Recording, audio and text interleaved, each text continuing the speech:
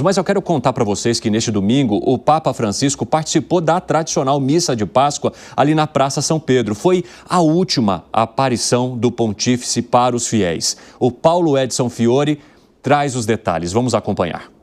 Com presença incerta até o último momento, a aparição do Papa durante a cerimônia alegrou milhares de fiéis que festejaram a chegada do pontífice com aplausos e saudações. Cari fratelli e sorelle, buona Páscoa.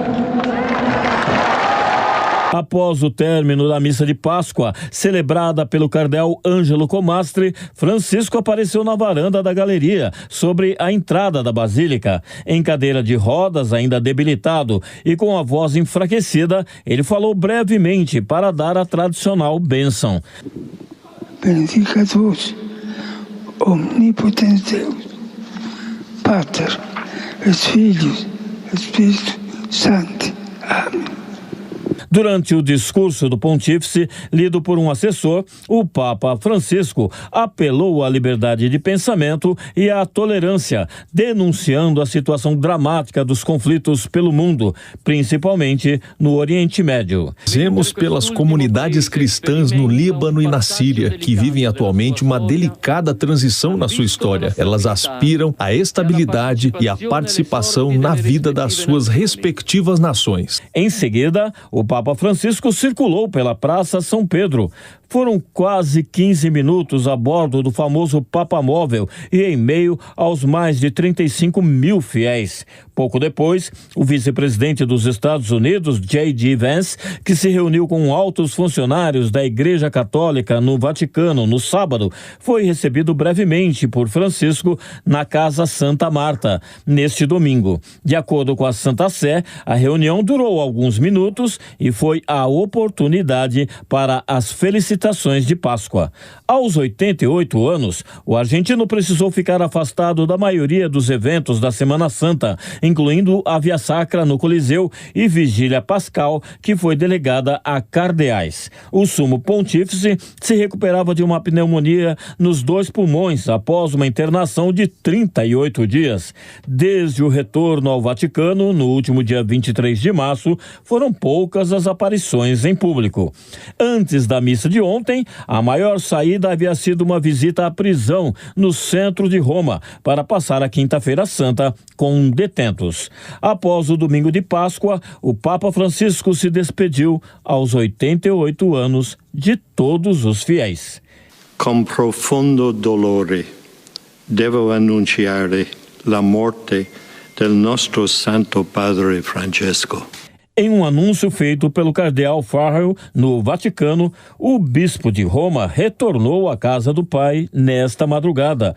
Toda a sua vida foi dedicada ao serviço do Senhor e de sua igreja. Ele nos ensinou a viver os valores do Evangelho com fidelidade, coragem e amor universal, especialmente em favor dos mais pobres e marginalizados. Com imensa gratidão por seu exemplo de verdadeiro discípulo do Senhor Jesus, encomendamos a alma do Papa Francisco ao infinito amor misericordioso do Deus Trino.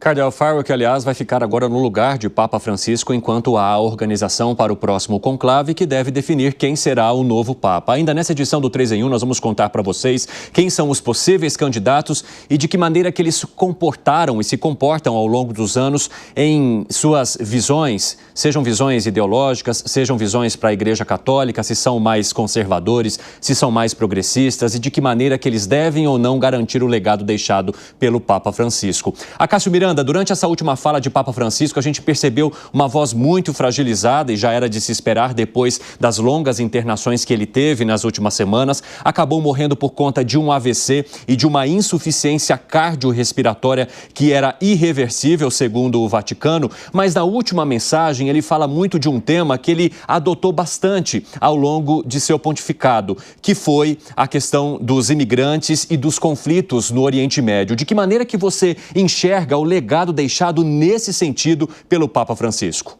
Evandro, a gente precisa olhar para a origem do Papa Francisco. Ele foi o primeiro pontífice jesuíta. Exato. E a ordem dos jesuítas é uma ordem da igreja que tem este trabalho com um viés mais social. E ele, a gente precisa lembrar, logo que ele foi alçado ao papado, a primeira visita que ele fez, o primeiro ato oficial, ele visitou um local onde estavam diversos imigrantes que haviam sofrido um acidente. Então, durante esses 12 anos, ele cumpriu o papel ao qual se prontificou, o papel que ele, desde o começo da sua carreira, guardadas alguns embrólios que a gente tem aí no meio, ele se prontificou a cumprir. Ô Gustavo Segré, a gente sabe que a Igreja Católica, muitas vezes, como um todo, tem dificuldades de acessar alguns temas. Então, eles ficam para algumas regiões ou até mesmo para alguns vieses mais voltados dentro da Igreja Católica, mas não como uma visão que vem de cima para baixo, a exemplo do que aconteceu com o Papa Francisco. De que maneira que esse tema da imigração, no seu ponto de vista, ele continuaria a ser relevante dentro da Igreja Católica pelo próximo Papa?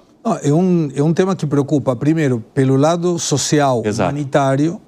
Tem muita gente que está padecendo, aquelas pessoas que saíram, por exemplo, da Guerra Civil de Síria, pessoas que ele mencionava, o Papa mencionava, e era uma das contrariedades que ele tinha com o governo Trump, por exemplo, em função dos imigrantes que queriam entrar, e o Trump se colocava na primeira época, no seu primeiro governo, com aquele muro do México, que foi muito criticado pelo Papa na época também. As religiões como um todo estão bastante envolvidas também no resgate, no acolhimento dessas pessoas em vários países. Né? E é normal, mas tem outra questão que é política, do ponto de vista da religião, que é o crescimento dos muçulmanos na Europa. Sim. E com certeza isso impactado pela migração, e era um assunto que também preocupava o Papa. Felipe Monteiro, a Igreja Católica também vinha enfrentando uma certa evasão, pessoas que deixaram de frequentar, muita gente que via as suas famílias completamente criadas dentro da Igreja Católica e de repente começam a se afastar.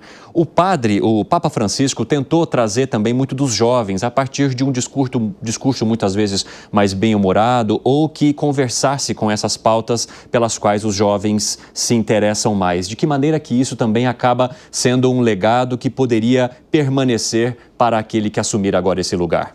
Não, certamente, é um Papa muito carismático, é um Papa popular, é um Papa que gostava de usar metáforas para se referir a assuntos bíblicos, assuntos sagrados.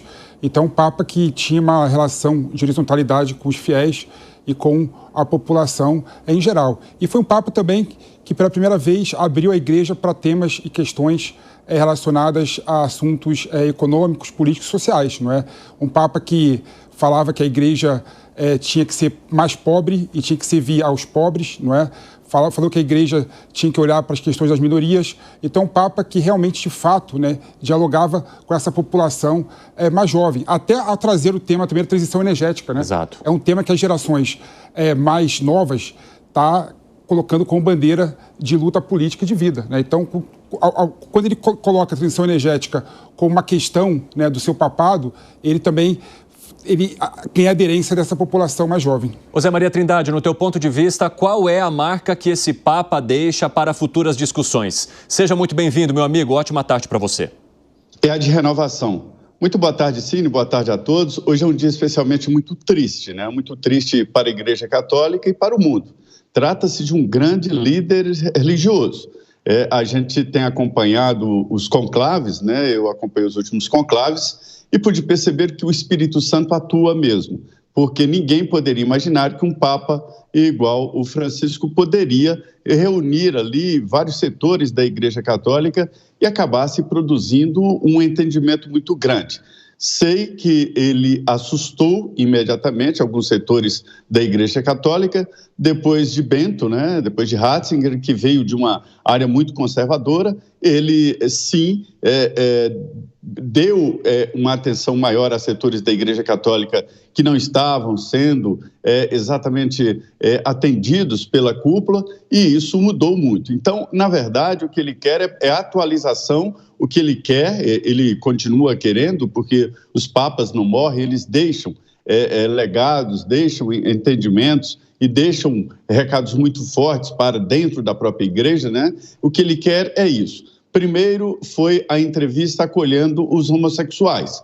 A frase ecoa até hoje: Se eles, os homossexuais, querem a igreja, não sou eu, disse o Santo Padre, né, que vou negá-los o direito de ter a igreja, ou seja, o acolhimento.